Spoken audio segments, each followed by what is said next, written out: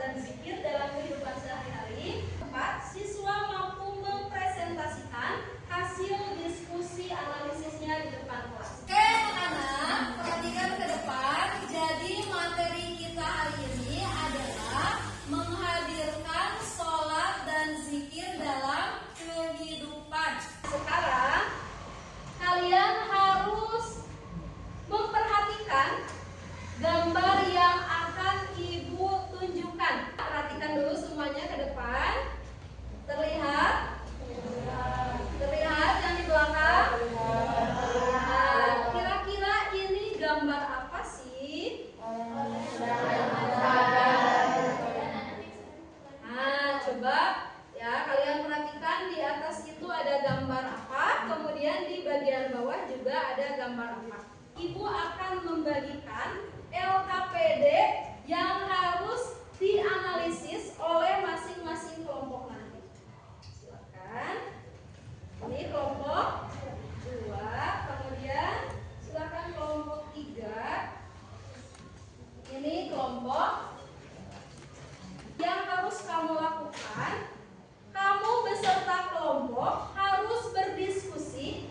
Kira-kira di gambar yang Ibu tunjukkan ini ada masalah atau tidak? Ada. Kira-kira masalahnya apa sih? Nah, silakan nanti kamu tuliskan. Setelah menemukan masalah, silakan ditulis dampak yang ditimbulkan dari masalah ini itu apa? Ini gambar apa? Kalau ini tapi tidak salah. Menurut kalian perlakuan ini salah atau benar? Apa sih permasalahan yang terlihat dari gambar ini? Selain sholat, dampak yang ditimbulkan di gambar ini apa?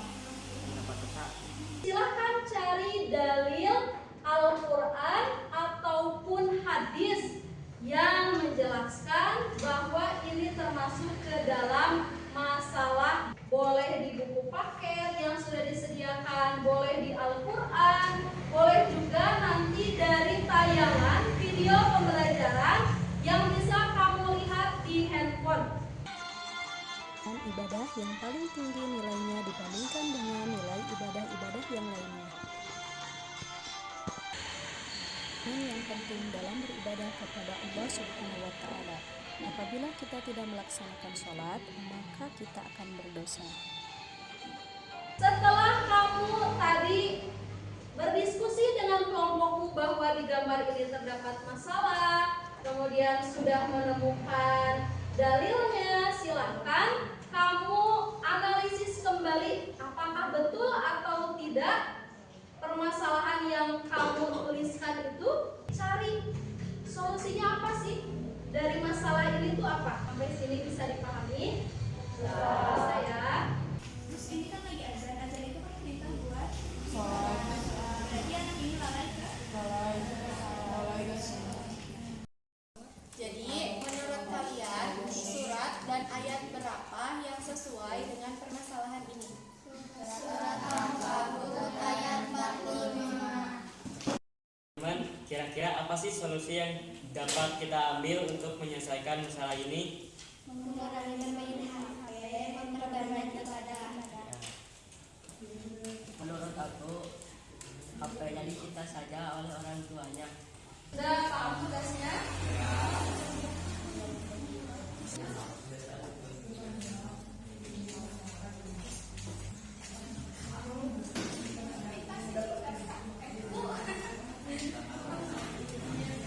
Saya udah paham nih tugasnya apa?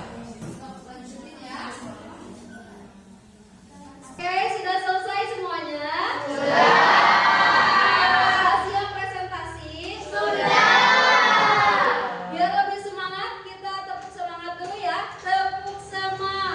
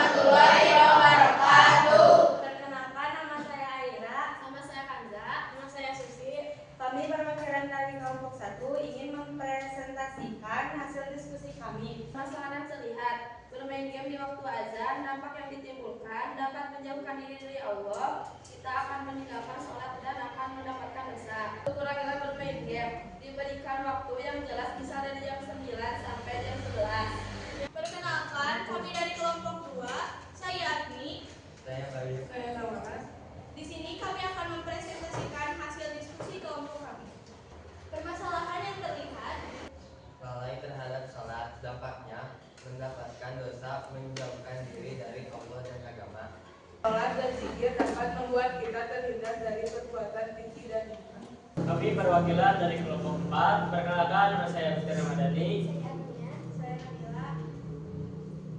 Kami akan mempresentasikan hasil kerja kelompok kami. Dampak yang ditimbulkan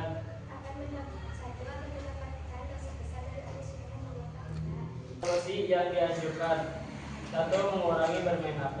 2. Memperbanyak ibadah. Sekian presentasi dari kelompok kami. Wassalamualaikum warahmatullahi wabarakatuh. Alhamdulillah, semua kelompok sudah tampil ke depan ya. Sudah. Nah, jadi inti dari masalah yang kita bahas hari ini itu tentang apa sih?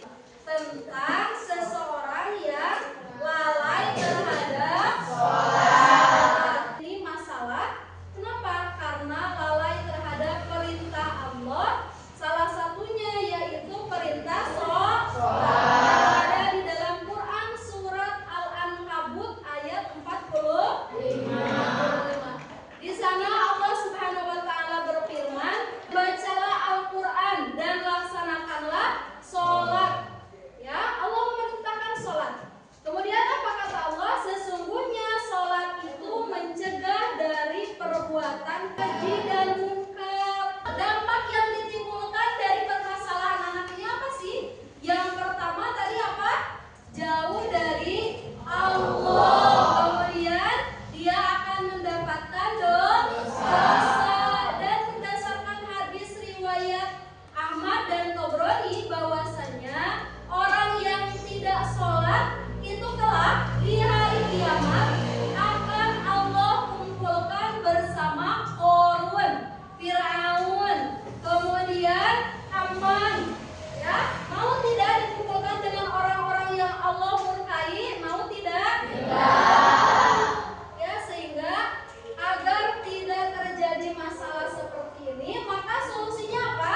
Ya, yang pertama tadi berdasarkan Quran surat Al-Ankabut harus mau belajar Al-Qur'an, mempelajarinya, membacanya, menerapkan makna-makna dalam Al-Qur'an dengan kehidupan sehari-hari. Harus pandai memilih teman. Mana teman yang bisa mengingatkan kebaikan, mana teman yang mungkin bisa nanti menjerumuskan kita. Apa pemahaman baru yang sudah kalian dapatkan dari proses pembelajaran hari ini? Terus apa lagi pemahaman barunya? Selalu berzikir kepada Allah. Sholat itu seperti ibaratnya mandi, ya, membersihkan jiwa kita dari dosa. Setelah kita menjadi orang yang bersih, maka akan selalu dekat dengan Allah. Ketika kita dekat dengan Allah, maka hati kita akan merasa malu dan takut ketika akan berbuat kemungkaran, ketika akan berbuat maksiat. Nanti Ibu akan membagikan lembar observasi kepada kalian dan nanti juga Ibu akan share ke grup orang tua lembar observasi yang menunjukkan kalian sholat atau tidak. Ya, jadi silakan nanti diisi, silakan nanti melaksanakan sholat. Anak-anak, untuk pembelajaran kita hari ini Ibu cukupkan saja. Terima kasih banyak atas perhatiannya. Kita akhiri dengan membaca hamdalah bersama-sama. Alhamdulillah. Terima kasih. Wassalamualaikum.